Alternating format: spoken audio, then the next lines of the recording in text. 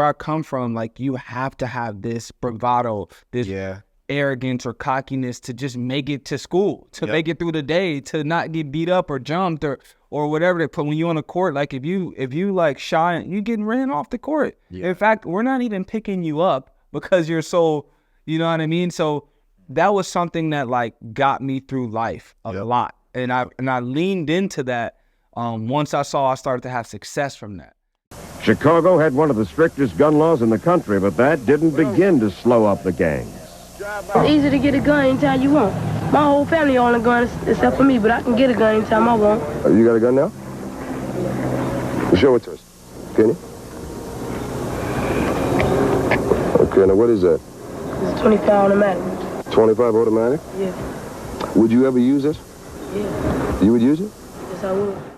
Growing up in Chicago was a crazy experience. It was a lot of things that when I was younger I thought were normal, but as I got older I realized that a lot of the stuff that I went through as a child was not the average kid's upbringing. Chicago's a rough city, blue-collar city, a lot of gang violence, but there's a lot of beauty in the Chicago areas as well, with family getting together, going to church on Sundays, just really kind of embracing each other and the culture that Chicago brings.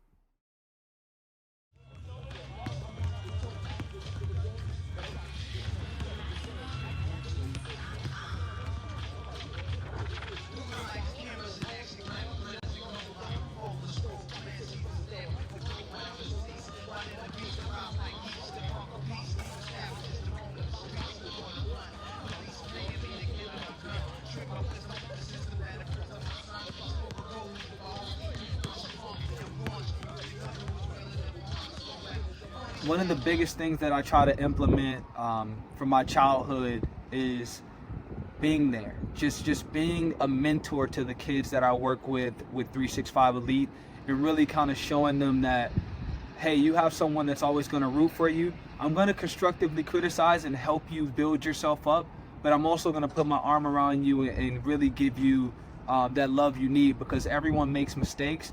It's just the fact that I want kids to learn from the mistakes that they make and become a better version of themselves each and every time we work out or we do anything. So I try to instill life lessons with basketball whenever I'm working with any kids that do sports with me.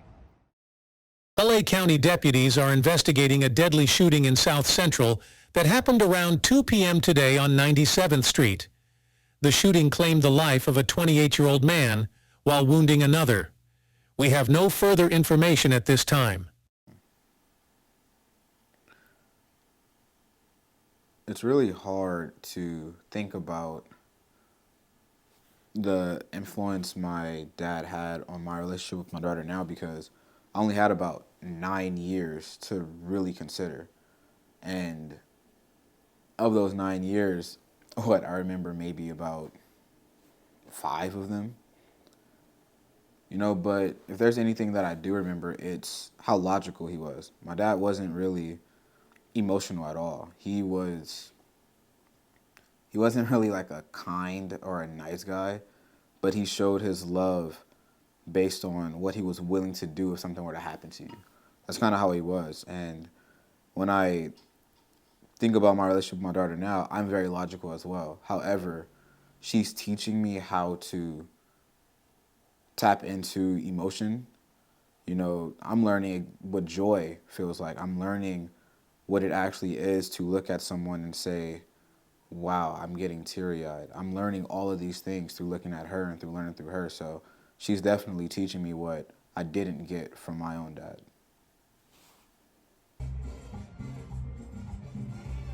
What's your name? Riley Haywood. Riley Haywood? How old are you? 2. What's your favorite color? Red. Red? I thought it was purple. You like red? Yeah. What's your favorite toy? Mickey Mouse. Mickey Mouse? Do you like Disneyland? Yeah. Yeah?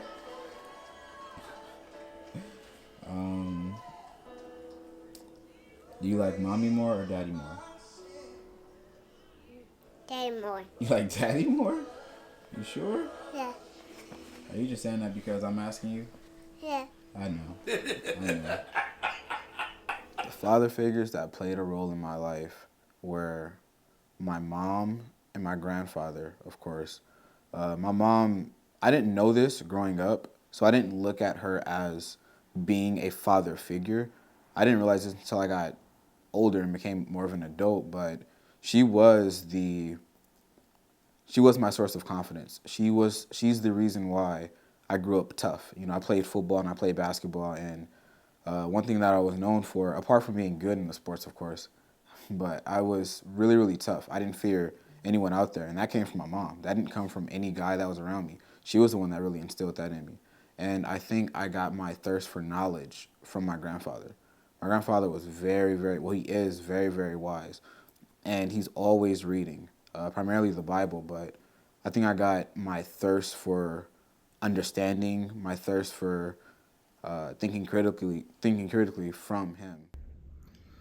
So when I think about my upbringing and my father and how it impacts the way I father now, I didn't really have a extensive relationship with my father.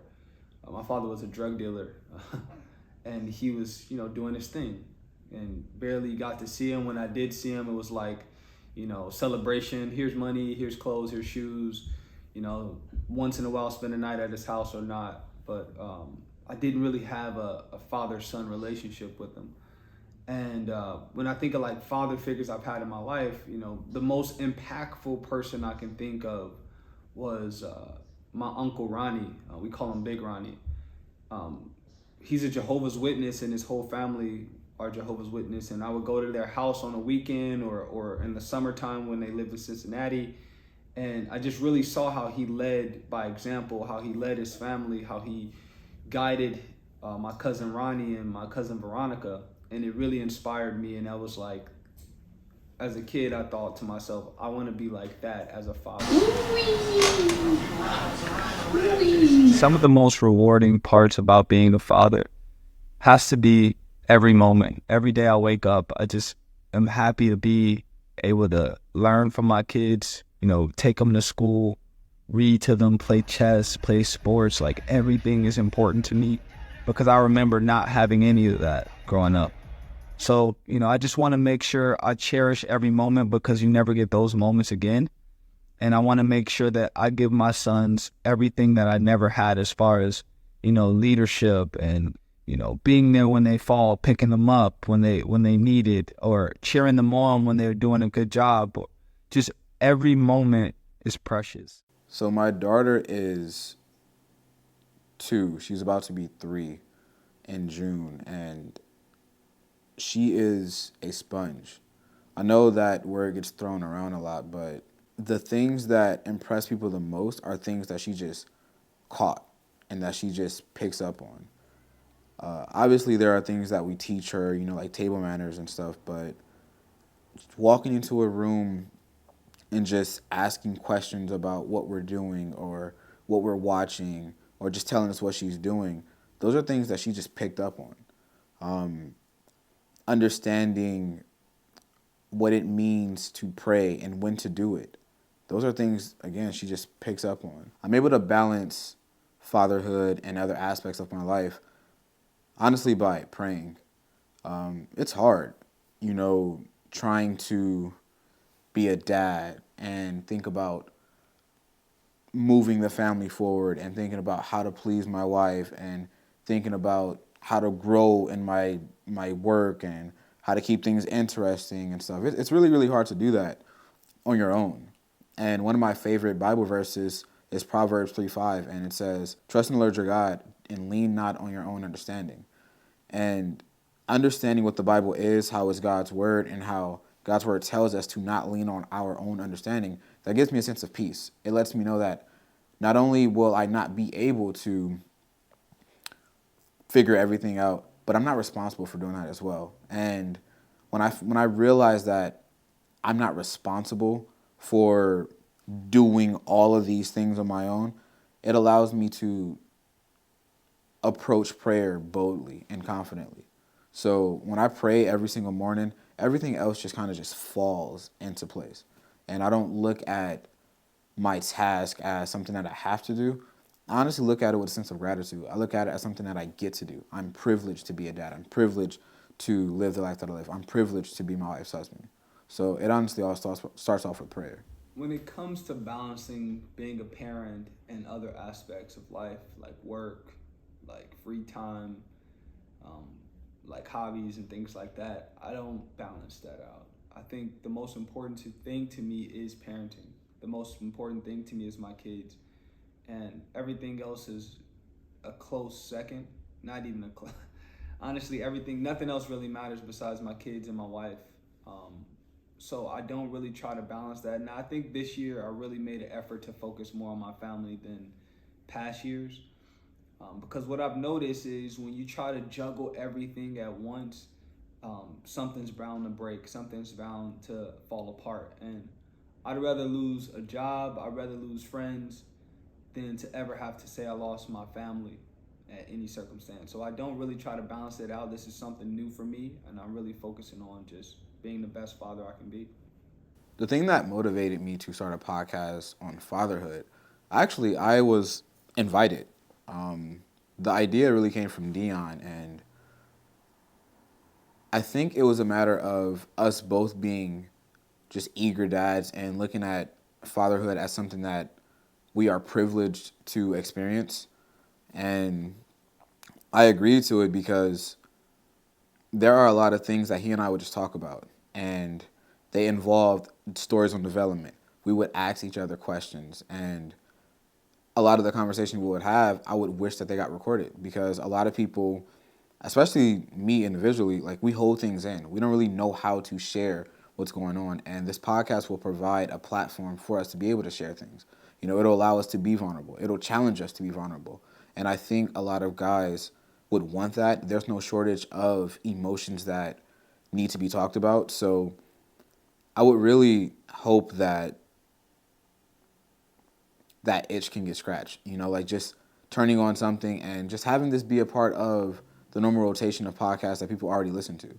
And as far as things that I want people to get from this, well, everything I do, every skill that I have, everything admirable about me, I want it to point to Christ. So if there's anything I want anybody to get from this, it will be to understand that all of the advice that I give, all of the calmness that I have, everything that I do positively is because of my relationship with Christ. And I will hope people find that too. Honestly, I can remember the exact moment. I was driving in my car on my way home from work, just thinking about life, thinking about my son, thinking about my family, how I grew up. And it really was a light bulb moment when I was thinking, like, all of the times where I needed, you know, a father figure to be there for me and someone to guide me through those moments in life and really help me get over the hump. And I feel like I started this podcast to help fathers and to speak with fathers about these different perspectives that we may have and different backgrounds that we come from, and really trying to help bridge the gap and guide conversations, because I believe fathers are very important to society and we don't get a lot of recognition in so many different areas. So I wanted to bring fathers together mostly, and then in turn helping kids build relationships with their fathers through that process.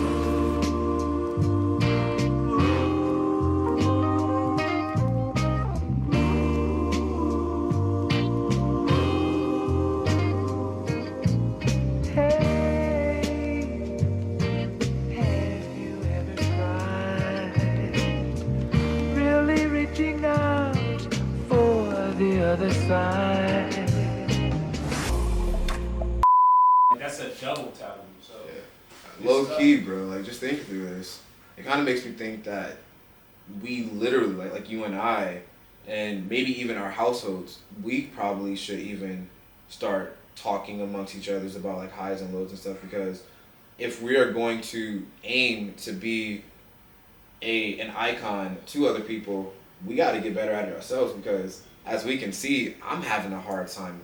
Dude, trust me, I had a horrible time. Yeah, not like, horrible, but it was difficult to really pierce through that layer, like she said. Yeah. Like, it's that blockage.